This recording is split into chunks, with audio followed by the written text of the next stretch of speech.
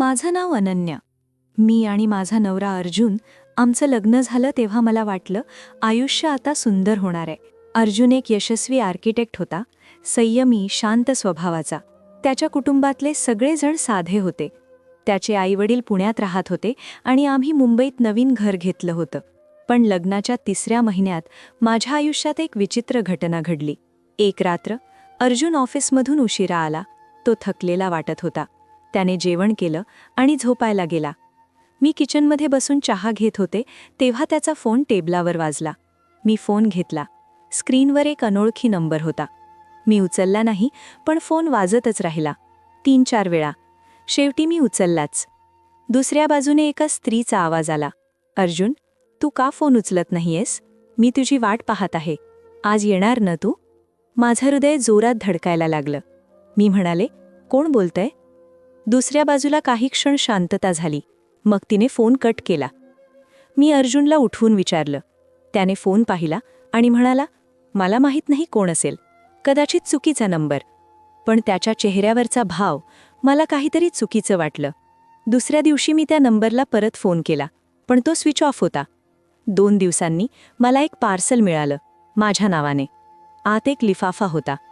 त्यात काही जुने फोटो होते, अर्जुनचे फोटो. पण त्या फोटोमध्ये तो एका दुसऱ्या स्त्रीसोबत होता. त्या फोटोमध्ये ते दोघं खूप जवळ दिसत होते, हात हाताशी धरलेले, हसतमुख. त्या फोटोच्या मागे एक वाक्य लिहिलं होतं, काही नातं संपवायची नसतात, फक्त लपवायची असतात. माझ्या डोळ्यांसमोर अंधार दाटू लागला. मी अर्जुनला फोटो दाखवले. त्याने एक क्षण पाहिलं आणि म्हणाला, हे खूप जुने फोटो आहेत, लग्नापूर्वीचे. ती माझी मैत्रीण होती, पण आत्ता काहीच नाही. तर फोटो कोणी पाठवले? मी विचारलं. मला कसं माहीत? कदाचित कोणी गैरसमज पसरवायचा प्रयत्न करते. त्याचा आवाज शांत होता, पण त्याच्या डोळ्यात काहीतरी लपलं होतं. आठवड्यानंतर माझ्या मोबाईलवर एक मेसेज आला. अर्जुनला माहीत आहे मी कोण आहे, पण तो तुला सगळं सत्य सांगत नाही. तुला जाणून घ्यायचं असेल तर शनिवारी सायंकाळी 4ला कोल्हापूर रेस्टॉरंटमध्ये ये. मी घाबरले. मनात विचार येऊ लागले. मी अर्जुनला सांगू का? पण मग तो खरं सांगेल का? मी ठरवलं, मी एकटीच जाईन. शनिवारी मी कोल्हापूर रेस्टॉरंटमध्ये पोहोचले. तिथे एक स्त्री बसलेली होती. ती साधी दिसत होती, पण तिच्या चेहऱ्यावर कशाची तरी थकवा होता. तिने माझ्याकडे पाहिलं आणि म्हणाली, तू अनन्या आहेस? मी होकार दिला. माझं नाव मीरा आहे. मी अर्जुनची पत्नी होते. माझ्या अंगावर काटा आला. काय? तिने खिशातून काही कागद काढली. त्यात लग्नाचे दस्तऐवज होते. तिचं आणि अर्जुनचं नाव, लग्नाची तारीख 7 वर्षांपूर्वीची. आम्ही 7 वर्ष एकत्र होतो, पण एका दिवशी अचानक तो घरातून गेला. त्याने मला कधीच परत फोन केला नाही, कोणताही संपर्क ठेवला नाही. मी त्याला शोधत शोधत थकले. शेवटी मला कळलं, त्याने तुझ्याशी लग्न केलंय. माझं मन गोंधळात पडलं. पण त्याने तर मला तसं काहीही सांगितलं नव्हतं. मीरा हसली. अर्जुन खूप चाणाक्ष आहे. तो जे सांगतो ते इतकं खरं वाटतं की तुला शंका येणारच नाही. पण तू मला का भेटलीस? तुला काय हवंय? मीरा थोडं शांत झाली. मग बोलली, मला काहीच नको. मला फक्त तुला सावध करायचं होतं. कारण अर्जुनचं भूतकाळ फक्त माझ्यापुरतं मर्यादित नाहीये. म्हणजे तू दुसरी नाहीस. हे ऐकून तर माझा श्वासच थांबला. मीरा पुढे म्हणाली, मी काही तपास केला आहे. माझ्या आधी एक दुसरी बायको होती. तिचं नाव स्वाती. तो तिच्यासोबत 3 वर्ष राहिला. मग एका दिवशी गायब झाला. त्याच्यानंतर मी आले. आणि आता तू. माझं डोकं फिरू लागलं. मी का विश्वास ठेवू? तू खोटं बोलत असशील. मीरा उठली. तिने एक कार्ड माझ्यासमोर ठेवलं. हा एका खाजगी डिटेक्टिव्हचा नंबर आहे.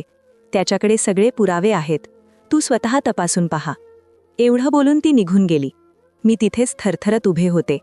घरी परतल्यावर मी अर्जुनला काहीच सांगितलं नाही. पण मी डिटेक्टिव्हला फोन केला. त्याचं नाव विक्रम होतं. तो म्हणाला, मीराताईंनी माझ्याशी संपर्क केला होता. मी अर्जुनबद्दल काही तपास केला आहे. तुम्हाला माहिती हवी असेल तर मला येऊन भेटा. दुसऱ्या दिवशी मी विक्रमला भेटले. त्याने माझ्यासमोर एक फाईल ठेवली. त्यात अर्जुनचा संपूर्ण इतिहास होता. स्वाती, पहिली पत्नी, लग्न 10 वर्षांपूर्वी, अचानक गायब. मीरा, दुसरी पत्नी, लग्न 7 वर्षांपूर्वी, अचानक सोडून गेला. आणि आता मी. विक्रम म्हणाला, अर्जुन एक पॅटर्न फॉलो करतो. तो लग्न करतो, 2-3 वर्ष राहतो, मग अचानक गायब होतो. नवीन ठिकाणी, नवीन ओळख, नवीन लग्न. पण का? त्याला काय हवंय हे मला सापडलं नाही. पण एक गोष्ट नक्की आहे, स्वाती आणि मीराच्या नावावरची सगळी मालमत्ता त्याने हस्तांतरित केली आहे. माझं रक्त गोठलं. म्हणजे तो फसवणूक करतोय? फसवणूक नाही, हे त्याहून भयंकर आहे. मी घरी परतले. माझं मन पूर्ण गोंधळात होतं. मी काय करावं समजत नव्हतं. त्या रात्री अर्जुन म्हणाला, तू काही दिवसांपासून चिंतेत दिसतीयस, काय झालंय? मी त्याच्याकडे पाहिलं. त्याचे डोळे शांत होते, पण त्या शांततेत मला एक गडद खोली दिसली. मी म्हणाले, मला मीरा भेटली. त्याचा चेहरा क्षणभर बदलला, पण लगेच तो सावरला. मीरा? कोण मीरा? तुझी पहिली पत्नी. तो हसला. अनन्या, तू काय बोलतीयस? मी कधीच लग्न केलेलं नाहीये याआधी. मग हे काय? मी फाईल त्याच्यासमोर फेकली. त्याने फाईल उघडली, सगळे कागद पाहिले. मग शांतपणे म्हणाला, कोणी तुला चुकीची माहिती देतंय. हे सगळं खोटं आहे. खोटं? मग स्वातीबद्दल काय? स्वाती कोण? त्याचा आवाज इतका निश्चित होता की मला एक क्षण स्वतःवरच शंका आली.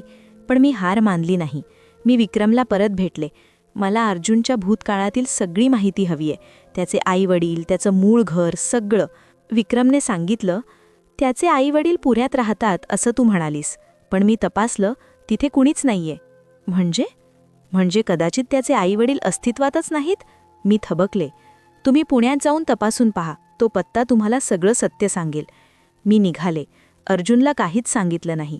पुण्यात पोहोचल्यावर अर्जुनने सांगितलेला पत्ता शोधला, पण तो पत्ता एका रिकाम्या प्लॉटचा होता. तिथे कोणतंही घर नव्हतं. माझं अंग थरथरलं. मी शेजारच्या घरात विचारलं.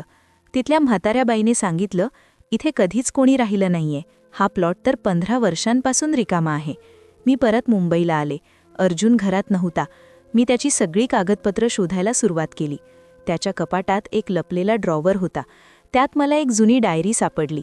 ती डायरी उघडल्यावर माझं हृदय थांबलं.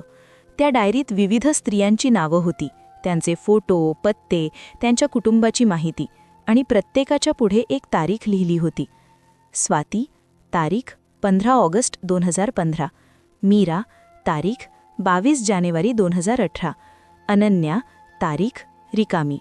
माझं नाव तिथे होतं, पण माझ्या समोरची तारीख रिकामी होती. मला समजलं, ही तारीख ही माझ्या शेवटाची तारीख होती. माझे हात थरथरू लागले. मी डायरी बंद केली आणि तिथून निघायचा विचार केला. पण तेवढ्यात माझ्या पाठीमागे एक आवाज आला. शोधलंस तुला हवं होतं ते? मी मागे वळले. अर्जुन उभा होता. त्याच्या हातात एक रॉड होता. माझा श्वास अडकला. अर्जुन, हे काय आहे? तो हळूच पुढे आला. काय वाटतं तुला? मी नेमका कोण आहे? किंवा काहीतरी वेगळं? तू का असं केलंस? तो हसला. एक विचित्र हास्य. तुला वाटतं मी त्यांना मारलं? स्वाती आणि मीराला? मी हलू शकत नव्हते. पण मी कसा मारू? मी तर फक्त त्यांना सोडून गेलो, आयुष्यभर पश्चात्ताप करण्यासाठी. तू कसला पश्चात्ताप? तू तर पैसे घेऊन गेलास. पैसे? तो पुन्हा हसला. मला पैशांची गरज नाही. मला फक्त नव्याची गरज असते. नव्या म्हणजे? नवीन आयुष्य, नवीन सुरुवात. मी जुन्या नात्यांत अडकू शकत नाही. मला स्वातंत्र्य हवं असतं. माझं मन गोंधळलं. तू वेडा आहेस? वेडा? नाही, मी फक्त वेगळा आहे. मला कोणत्याही गोष्टीत बांधून जगायला आवडत नाही. तेवढ्यात माझ्या मोबाईलवर विक्रमचा कॉल आला. अर्जुनने माझ्या हातातून फोन हिसकावला. कोण आहे हा? एक डिटेक्टिव्ह. त्याचे डोळे रागाने लाल झाले. डिटेक्टिव्ह? म्हणजे तू मला पकडायचा प्रयत्न करत होतीस? अर्जुन, शांत हो. मी शांत आहे, पण तुला समजत नाहीये. मी कधीच पकडला जाणार नाही, कारण मी कोणताच गुन्हा केलेला नाहीये. तेवढ्यात दरवाजाला टकटक झाली. पोलीस. विक्रमने त्यांना बोलावलं होतं. अर्जुनने माझ्याकडे पाहिलं आणि मग तो हसला. तू जिंकलीस. पोलिसांनी दरवाजा तोडला. त्यांनी अर्जुनला पकडलं, पण तो काहीच प्रतिकार करत नव्हता. त्याने शेवटचं वाक्य बोललं, मी कधीच गुन्हेगार नव्हतो अनन्या. मी फक्त एक वेगळा माणूस होतो. त्याला पोलीस स्टेशनमध्ये नेण्यात आलं. पण तिथे एक धक्का माझी वाट पाहत होता.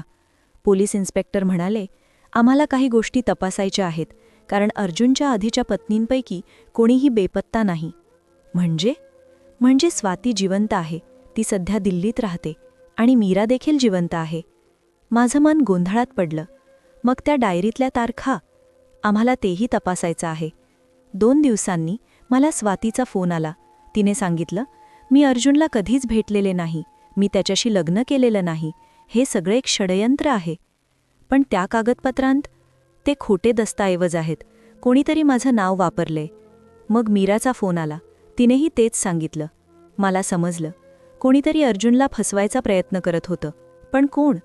पोलिसांनी तपास केला आणि शेवटी सत्य समोर आलं. विक्रम, तोच डिटेक्टिव्ह. त्याने अर्जुनविरुद्ध खोटा सापळा रचला होता, कारण अर्जुनने त्याच्या बहिणीला लग्नापूर्वी नकार दिला होता. सूड घेण्यासाठी त्याने हे सगळं षडयंत्र रचलं होतं. खोटे दस्तऐवज, खोटी माहिती, खोटे पुरावे. आणि मी त्याच्या सापळ्यात सापडले. मी अर्जुनकडे माफी मागितली, पण तो शांत होता. तो म्हणाला, तू माझ्यावर विश्वास ठेवलास का? माझ्या डोळ्यात पाणी आलं.